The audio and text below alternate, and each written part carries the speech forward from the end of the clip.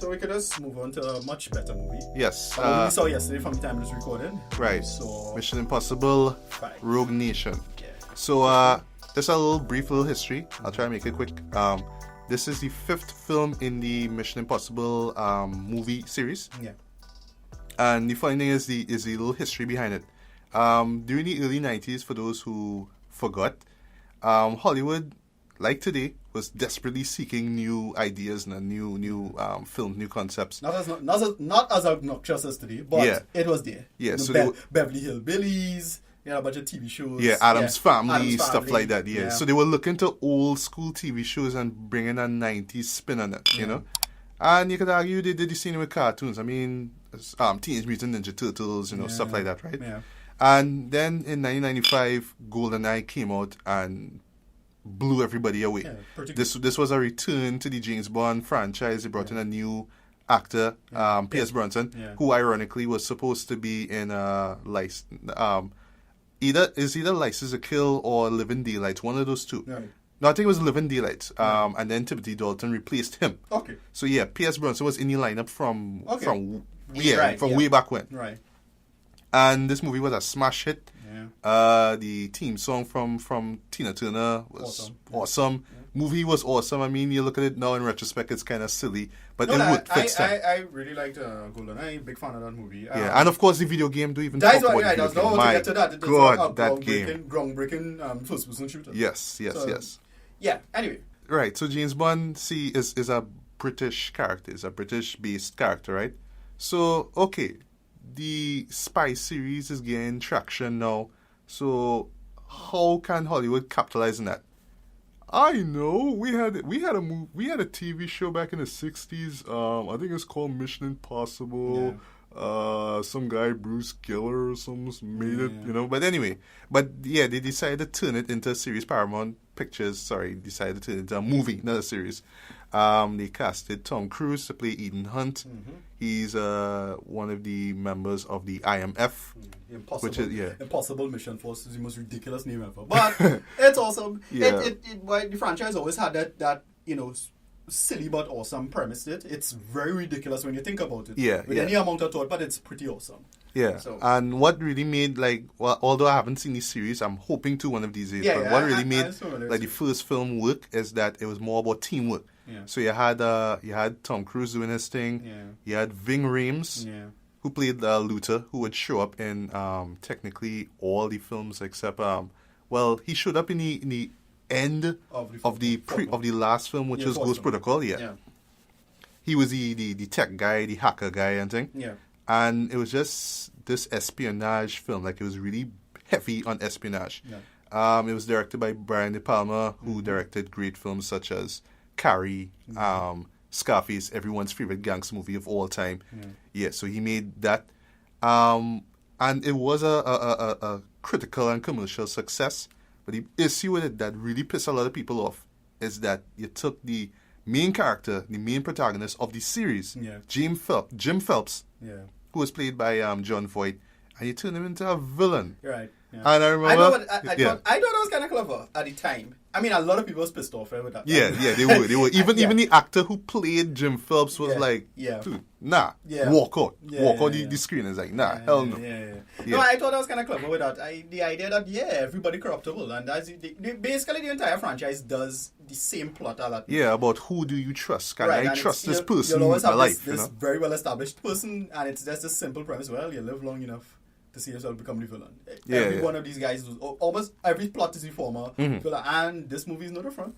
Okay. Yeah. Let's talk about let's cover the others, right? Yeah. But right. So they were starting off with this new franchise, Mission Impossible. It got people liked it and stuff. It was big. People actually refer the first one to be one of the greatest summer blockbuster movies of all time. Yeah.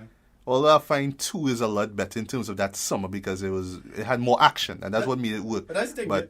The thing is, you and I are in the minority from it. Every time I get into some group or argument, everybody considers Mission Impossible to the worst one. Yeah, people say it's the weakest of the series. I have to go watch back that movie because I watched it back. And I remember it being awesome. Yeah, but here that movie. Yeah, but here was wrong with it though. The pacing was bad. Right.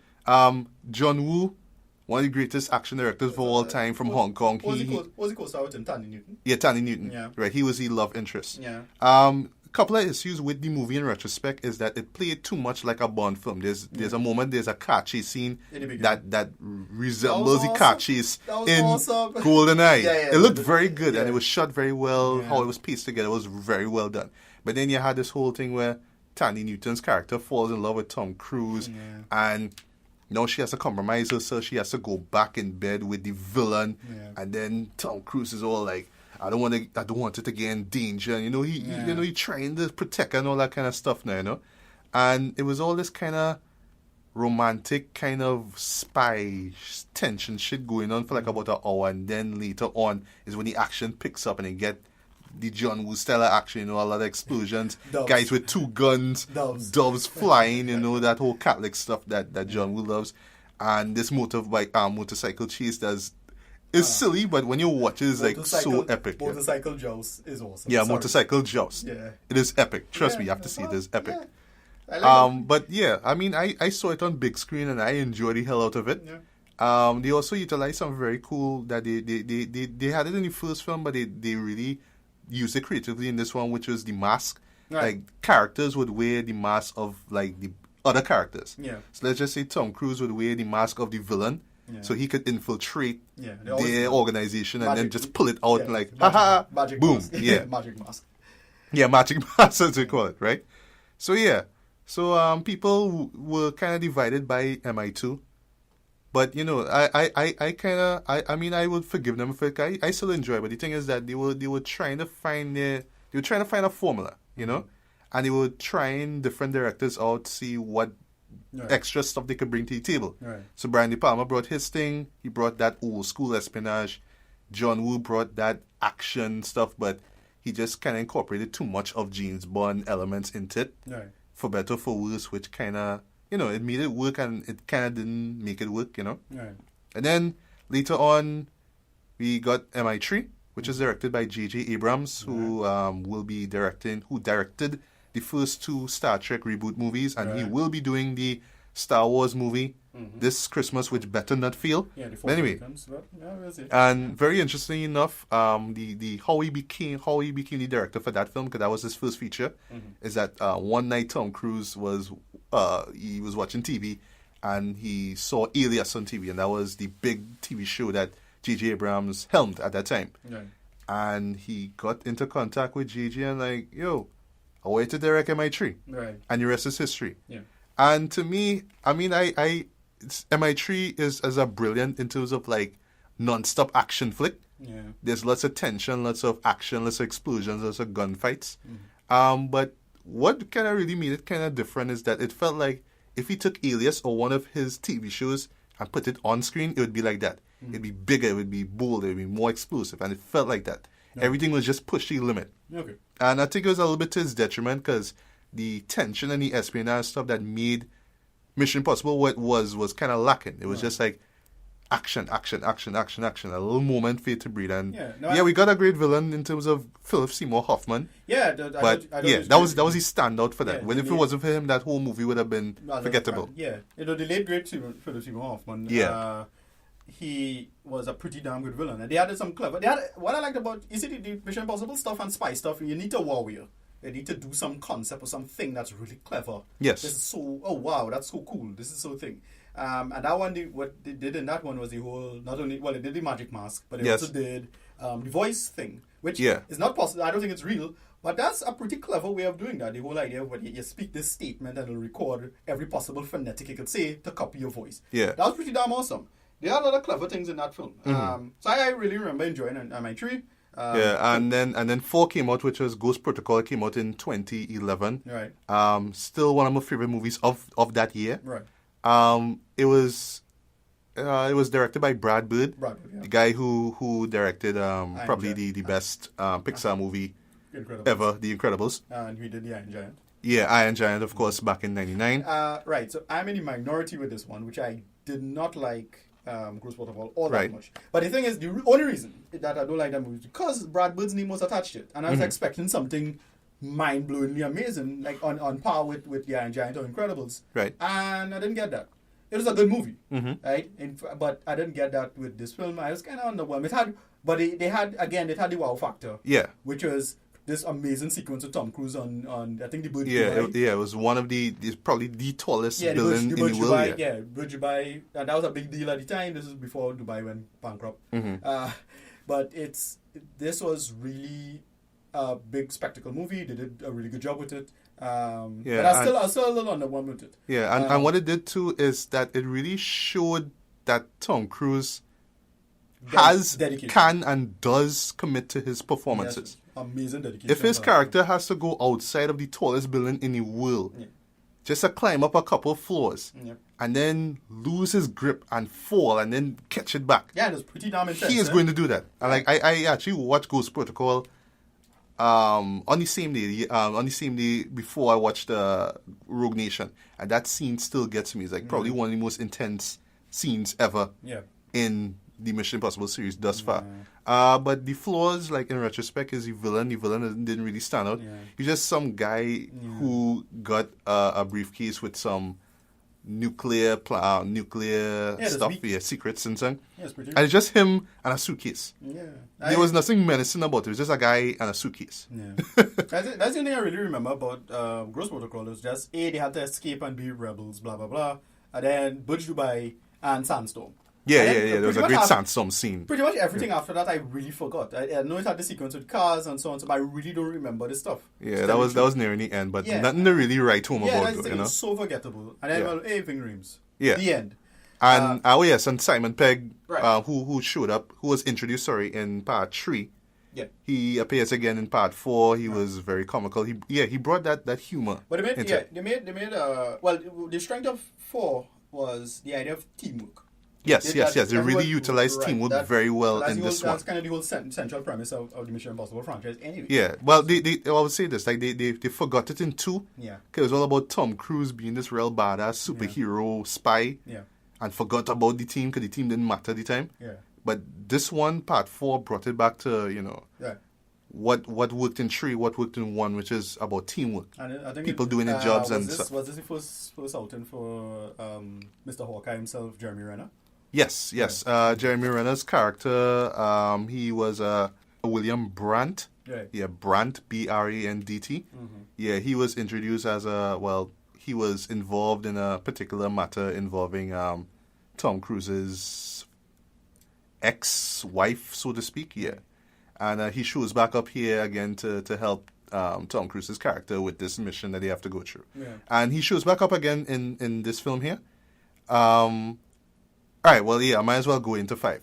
So the end of part 4, which the end of Ghost Protocol, Tom Cruise receives this message, and yes, this is this gimmick that goes through all the films, where he gets a message from IMF concerning this mission, and he has to choose whether he wants to accept it or not. He has to go, he has to extract some kind of thing, and if he is dead, then the CIA or the IMF would disavow any knowledge of him. It's almost as if he didn't exist. Yeah. So at the end of Ghost Protocol, he receives this message about an organization called the Syndicate. Yeah. And this film, Rogue Nation, starts off with him trying to find out who the Syndicate is. So apparently what he is an international criminal consortium. So they are responsible for certain tragic, really destructive, violent events all over the world.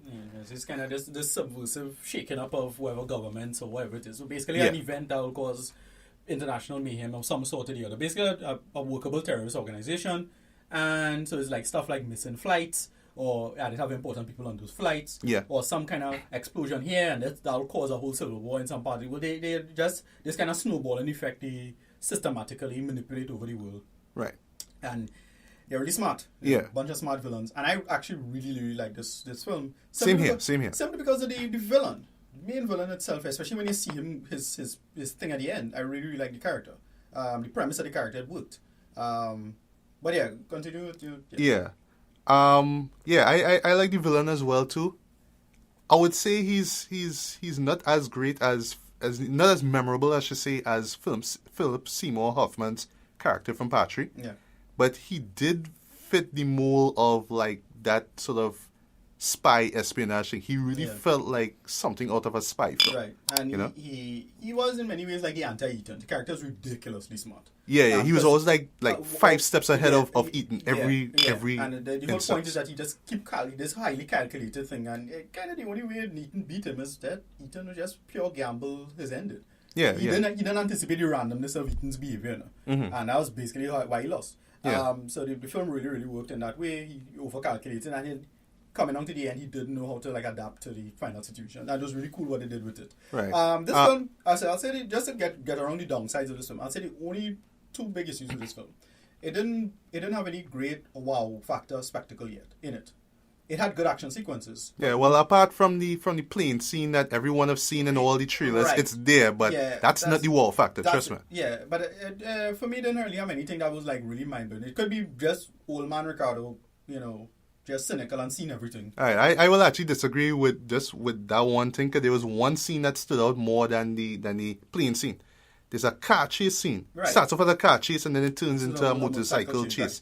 Still, and it is probably one of the best action sequences you will see on the big screen this year. I'm not denying that. I don't deny that at all. And there's a solid scene, but it didn't. Yeah, well shot, well framed, everything worked. But it didn't blow me away. That's the thing. And it was just action sequence. Well, it was tense. It kept me at the edge of my seat. I would admit, I was like... I was normal. I was pretty normal for it. I was like, all right, this is good, but not great.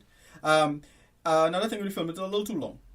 It clocks into about 2 hours and 10 minutes, about that. But it feels really long because there's so much going on. Right. But what happened is that they had to have certain scenes in it to balance out the narrative to make it work. So I could understand why it is that the film was this long. They had this one very good scene that built in tension in an opera house. Yeah.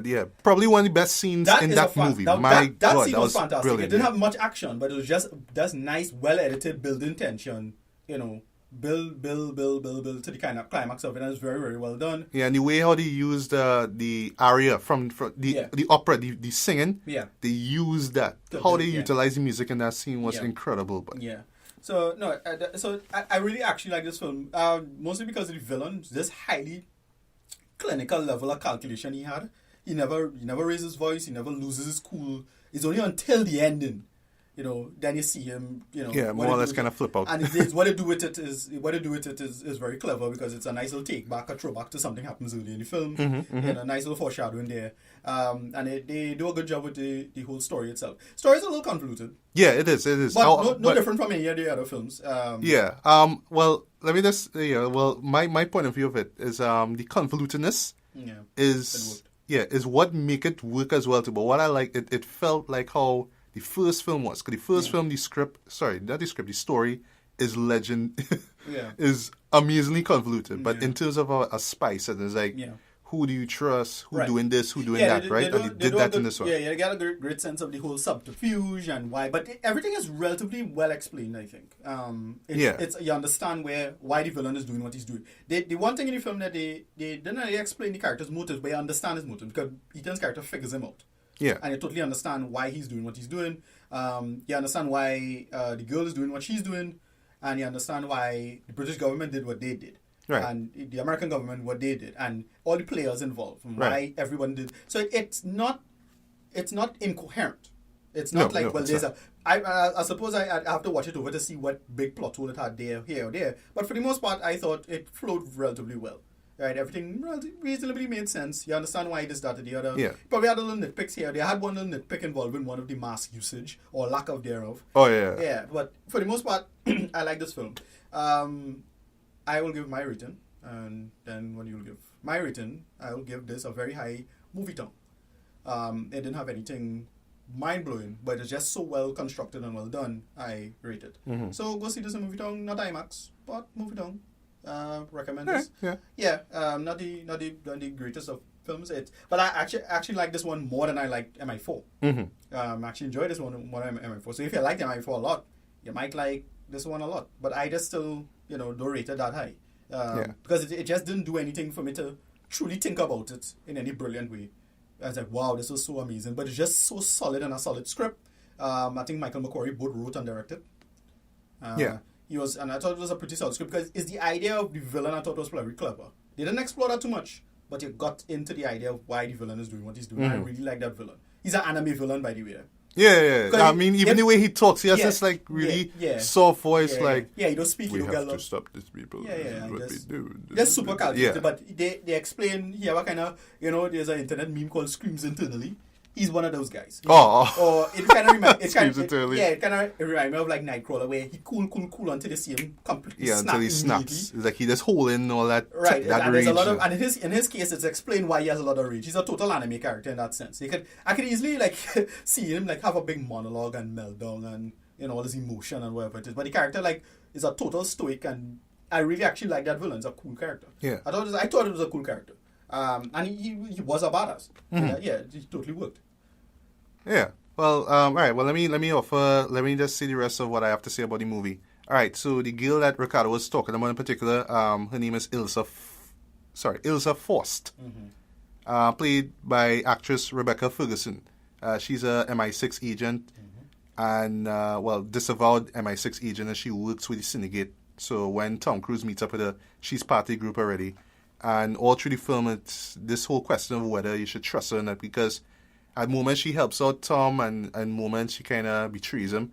We're not really sure what side she on. Is she with the syndicate, or is she with MI6? Is she trying to help Tom Cruise? Is she trying to help the syndicate? You're not too sure. But I like her character because, she's the equivalent of what a Bond girl should be. Not just there to be eye candy, but she can hold her own. She's a badass. She could fight. Yeah. She could spin people around on the legs and crack, break people's necks and stuff. Yeah. She does that, and it looks very awesome, right? The villain, Solomon Lane, that's his name, is played by Sean Harris. He was great as well too. I like just the way how his character is set up. He's not this larger than life, over the top villain. Yeah, he talks really soft spoken. You have to kind of listen carefully to what he's saying. He's basically a strings puller. Yeah, he's a puppeteer. They do a good job with that because again, the syndicators they really get involved. They totally infiltrate IMF, and you totally get to Tom Cruise. Yeah, and they do a good job with that. It's Tom Cruise versus this guy, brain for brains.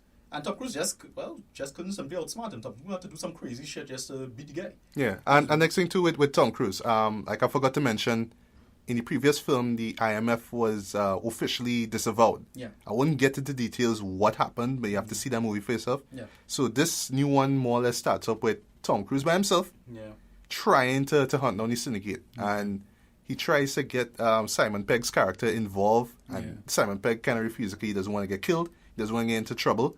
And what I like with Tom Cruise's character is that he just wants to bring down the syndicate, but he doesn't want his friends to die in the process. Yeah. So yes, Simon Pegg is involved because he needs his help, but at the same time, he doesn't want him to die or get seriously hurt, Yeah. So he's always thinking about his friends, and he's always trying to keep one step ahead of these guys, the syndicate. Right. But they are always moving 2 steps away from him, Yeah. So this kind of cat and mouse chase as well too. Yeah. And Tom Cruise does his thing. He does all of his stunts, and they look really great, by the way. His commitment to his performances still amazes me to this day. And he runs in this movie. And he does that sprint, sprint that he's been doing since the first movie. Yeah, that very strange robot sprint. Yeah, it looks very good. He's probably one of the realest action heroes. I would have never thought in a million years that I would say Tom Cruise is one of the greatest action heroes in the business, but I would say that right now. He is. It's very well done in that way. Yeah, and he proves it in this movie. So what's your rating for this? All right, well, just one more thing before I get to the rating. So for me, just to summarize everything, Rogue Nation for me is where the Mission Impossible franchise finally got it right in terms of the formula. They got the tension. Now they took the espionage aspects of the first one, took kind of the over-the-top stuff. Right. Not too much of it, of the second and the fourth one, and they brought in the tension and the action and the characters and the teamwork of the third and the fourth film.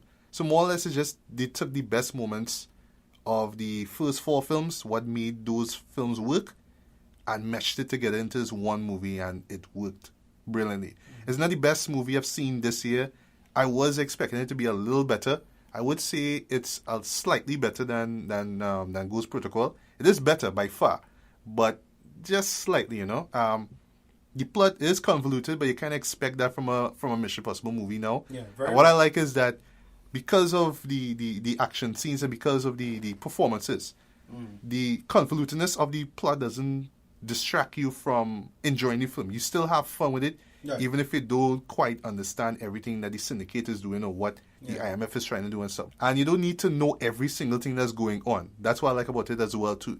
You sit down, you have fun, you understand what character A is doing and what character B has to stop him, and you get these really great action sequences. But you also have this really well thought out, well put together espionage film. So you can look at it as both an espionage film and an action film, and it works. Yeah. I wouldn't call it a Bond clone because they have moments which feels like, a Skyfall or Casino Royale. There's one particular moment that really, I saw that, I was like, that's from Casino Royale. I saw that. That's from Casino Royale. No, that one part that I thought was a very Skyfall sequence. It was very, very similar to one of the scenes in Skyfall. I don't want to say the opera scene, basically. Yeah. But that was very similar to one of the scenes in Skyfall that, well, it wasn't shot the same way, though, but it was really, really well done. Yeah. But yeah, so... Yeah, but rating-wise, I will give it a 4 out of 5 stars. I really wanted to give it a 4.5, but I don't know, maybe... Like what Ricardo said, they didn't have too much of that wow factor. Yeah. I mean, yes, the plane scene is there, and you have that very brilliantly shot motorcycle chase scene. And yes, you get great performances from Tom Cruise, and just literally everybody involved in this film deliver fantastic performances, even Alec Baldwin of all people. Yeah. But I don't know, it really, it just felt like, the best of the first 4 put together into one film, but there wasn't anything new or better or different that, pushed it a little higher, that really really made the franchise evolve now. So to me, it just felt like they were trying to find the right footing for the past 19 years, and finally they just took the best and put it together, and it meshed and it worked. Yeah. So let's hope if they have a part 6. More likely they will, because the ending, which at first when I saw it, I was like, okay, this is how they're going to end it. But then I started to think about it, it's like, they kind of hinting at a sequel. Really subtle hint. Yeah. But for me, I give it a 4 out of 5. See this movie. See it on big screen. See it as soon as you can. Right. Buy a bag of popcorn. Buy a drink. Especially during that motorcycle chase, you will be chowing down on popcorn like I did when I saw it. You're gonna have lots of fun. You don't have to think too much about what's going on in the film, even though you're gonna get that nice, cool espionage shit. But all the stuff that you love from the previous films, it's there. If you're a fan of this series, you'll love it. If you're looking for a really great, well thought out summer blockbuster, you're gonna get it with this movie. So check it out as soon as you can. Yeah.